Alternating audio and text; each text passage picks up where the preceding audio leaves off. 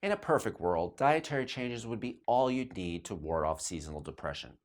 In the real world, however, a few key supplements are almost always essential. Vitamin D, as I mentioned last week, is one of them. I recommend anywhere from 2,000 units per day to 10,000 units of vitamin D3 each and every day. The amount I recommend will depend on your blood level, where you live in the country, us northerners see a lot less sun, and how much time you spend outside without sunscreen.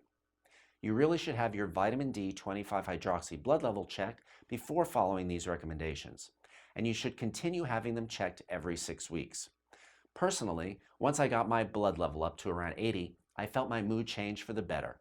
So don't let your doctor tell you you're fine if your level is around 30, and believe me, most doctors will tell you that. Sufficient isn't the same as optimal.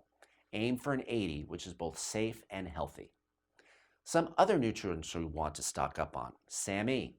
This is an amino acid that helps to boost serotonin levels.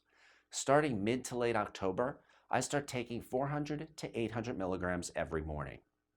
B-complex. B vitamins alleviate stress and boost energy. With decreasing amount of light, and many of us going to work in the dark and coming home in the dark, this extra support is critical, especially if you're going to fit in exercise. I usually recommend taking a B100 complex each day, but I double up on my B vitamins in the winter to a dose of 200 milligrams per day. Tryptophan. As I mentioned last week, this can help to raise serotonin levels and get you a good night's sleep. I start taking 100 to 300 milligrams each night before bedtime in the winter.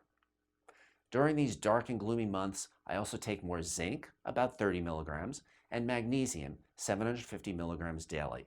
You really can't go wrong with this wintertime regimen. Until next week, I'm Dr. Fred.